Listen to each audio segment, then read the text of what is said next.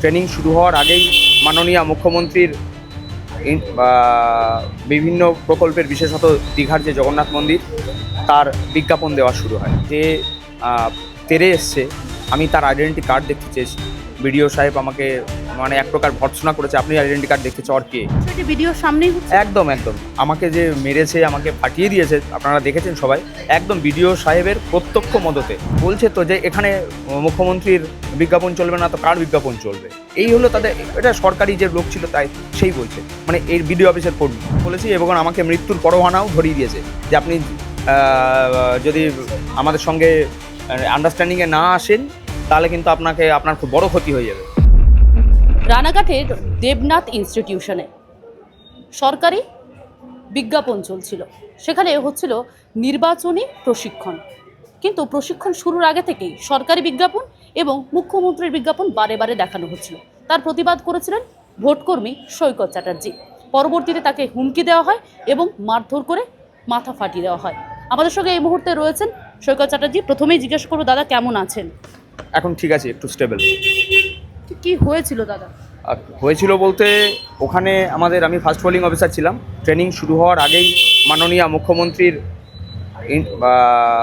বিভিন্ন প্রকল্পের বিশেষত দীঘার যে জগন্নাথ মন্দির তার বিজ্ঞাপন দেওয়া শুরু হয়, এবং সেটা আমি বলি যে নির্বাচনী বিধি জারি হয়ে গেছে, এখানে তো নির্বাচনী বিধিকে লঙ্ঘন করা হচ্ছে, কাজেই এটা তো আপনারা দেখাতে পারেন না। সেখান থেকেই সমস্যার সূত্রপাত, আমি প্রতিবাদ করেছি বলে। এবং যে তেরে এসছে আমি তার আইডেন্টি কার্ড দেখতে চেয়েছি। বিডিও সাহেব আমাকে এক প্রকার ভর্ৎসনা করেছে, আপনি আইডেন্টি কার্ড দেখতে চাওয়ার কে? আমি তখন বললাম, দেখুন এখানে তো উনার আইডেন্টি কার্ড না থাকলে আমরা কী করে বুঝবো যে উনি সরকারি কোনো স্টাফ? তা যাই হোক, এই ঘটনায় ঘটে, তারপরে সবাই মিলে আমাকে আক্রমণ করে। আপনাকে যে আপনি দেখা যাচ্ছিল একজন অরেঞ্জ রঙের জামা পরেছিলেন, সেক্ষেত্রে উনি কে ছিলেন? উনি কে ছিলেন আমি জানি না, আমি উনারই আইডেন্টি কার্ডটা দেখতে চেয়েছিলাম। আমার মনে হয়েছিল যে উনি সরকারি কোনো লোক নন, সেটা বিডিও সাহেবকে বলি, কিন্তু বিডিও সাহেব সেখানে কোনো আমল দেননি। পুরো বিষয়টি ভিডিওর সামনেই হচ্ছে। একদম আমাকে যে মেরেছে, আমাকে ফাটিয়ে দিয়েছে, আপনারা দেখেছেন সবাই। একদম বিডিও সাহেবের প্রত্যক্ষ মদতে, এবং বিডিও সাহেব নানা রকমের তির্যক মন্তব্য আমাকে করেছেন। আমি নাকি মানসিক রোগী, মানসিক সমস্যাগ্রস্ত, একজন শিক্ষক হয়ে আপনি কী করে স্কুল চালান, নানা রকমের তির্যক মন্তব্য।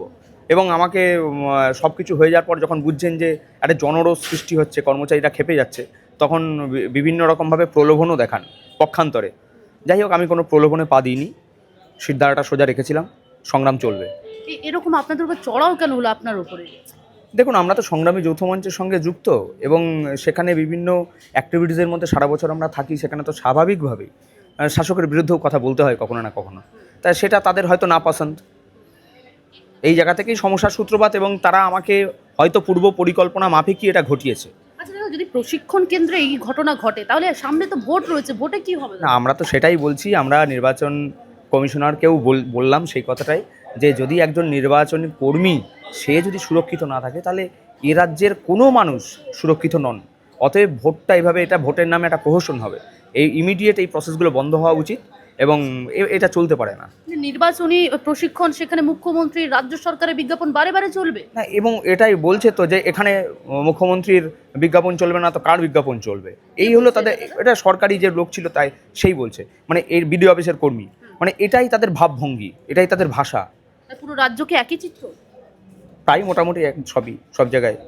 কোথাও যে আক্রান্ত হলেন, প্রতিবাদ করতে গিয়ে আক্রান্ত হলেন, হুমকি দেওয়া হলো যে বেরিয়ে এলে দেখে নেবে আপনাকে, যেমনটা আপনি ভিডিওতে বলছিলেন। আমি তো সব জায়গায় বলেছি, এবং আমাকে মৃত্যুর পরোয়ানাও ধরিয়ে দিয়েছে যে আপনি যদি আমাদের সঙ্গে আন্ডারস্ট্যান্ডিংয়ে না আসেন তাহলে কিন্তু আপনার খুব বড় ক্ষতি হয়ে যাবে।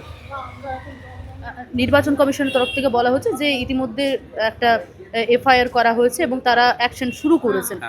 হ্যাঁ, সেটা আমরাও সেটুকুই জানি, তার বেশি এখনো কিছু জানি না। বুঝতেই পারছেন, আমি সেই সকালবেলা বাড়ি থেকে বেরিয়েছি, এখন অন্য জায়গায় যাব। তো এই জায়গায় দাঁড়িয়ে ভোটের মুখে নিরাপত্তাহীনতায় ভুগছেন কোথাও? হ্যাঁ, নিরাপত্তাহীনতায় আমি একা নই, এ রাজ্যের প্রত্যেকটা মানুষ প্রত্যেকটা মুহূর্তে নিরাপত্তাহীনতায় ভুগছে, এবং তার থেকেও আমার মনে হয় এই তাবেদারগুলো বেশি নিরাপত্তাহীনতায় ভুগছে, যে তারা তাদের পায়ের তলার মাটি সরে যাচ্ছে বলেই আজকে সাধারণ মানুষের সঙ্গে, সাধারণ কর্মচারীদের সঙ্গে এহেন আচরণ করছে। কি মনে হচ্ছে তাদের? মনে হচ্ছে সব কিছু ফ্রেশ হোক, এবং মানুষ তার গণতান্ত্রিক অধিকার প্রয়োগ করুক, কাউন্টিং ঠিকঠাক হোক, এবং এভাবে নির্বাচন প্রক্রিয়াটা যেন না হয়, নির্বাচনটা স্বচ্ছ হোক। বিডিও থেকে সরকারি কর্মীরা তারা কি একেবারে একটা দলের একটা প্রতীকের হয়ে কাজ করছে? একদমই তাই, এবং তারা মারমুখী, বুঝতে পারছেন, আমাকে মেরে ফাটিয়ে দেওয়া হলো। এই তো তাদের চরিত্র। মানে তাদের জন্যও আমি 11টা দিন অনশন করেছি, আমি তাদের জন্যও 11টা দিন অনশন করেছি, তারা ডিএটা পাবে বলে। হ্যাঁ, ওই যে ছেলেগুলো চাকরি হারা হয়েছে তার জন্য, যে ছেলেগুলো এখনও চাকরি পায়নি, সাদা খাতা জমা দিয়ে যারা চাকরি পেয়েছে, সেই যাদেরকে বঞ্চিত করে তারা চাকরি পেয়েছে, তাদের জন্যও আমি অনশনটা করেছি। কার জন্য কি করছি? এই রাজ্যে কর্মচারীদের একটা অংশ একেবারে দুই দিক থেকে বিকৃত। মানে আপনি বানানটা শুধু একটু এদিক ওদিক করে নিন, বিকৃত। আচ্ছা, প্রশিক্ষণ চলাকালীন কি এভাবে রাজ্য সরকারি বা মুখ্যমন্ত্রীর কোনো বিজ্ঞাপন চলা যায়? না, কখনোই চলা যায় না বলেই তো প্রতিবাদ করেছি। সেখানে ধরুন বেশিরভাগ মানুষ তো প্রতিবাদ করেন না বলেই আজকে এই অবস্থা। আমাদের প্রত্যেকটা মুহূর্তে আমরা ভুক্তভোগী, আমাদের ভোগ করতে হচ্ছে জ্বালা যন্ত্রণা। এই যে আজকে আমার রক্ত ঝরলো, এই রক্তের মূল্য কখনো না কখনো যারা আমার রক্ত ঝরালো তাদের নিশ্চয়ই মেটাতে হবে। তার কারণ আমি তো সোজা পথে চলা মানুষ, জানেন, এতদিন ধরে ওখানে সংগ্রাম হচ্ছে, কখনো তো অনেক প্রলোভন এসছে, কখনো তো বাঁকা পথে যায়নি। তাহলে একটা ঐশ্বরিক শক্তি বলে যদি কিছু থাকে, এর ফল তাদের ভুগতে হবে। সারাদিন তো প্রতিবাদ বিক্ষোভ করলেন, পরবর্তীতে কি চিন্তা ভাবনা করছেন? পরবর্তীতে এখনো সিদ্ধান্ত হয়নি, কালকে দেখা যাক, সংগঠন রাত্রে মিটিংয়ে বসছে, দেখা যাক কি হয়। কমিশনের উপর ভরসা রাখছেন?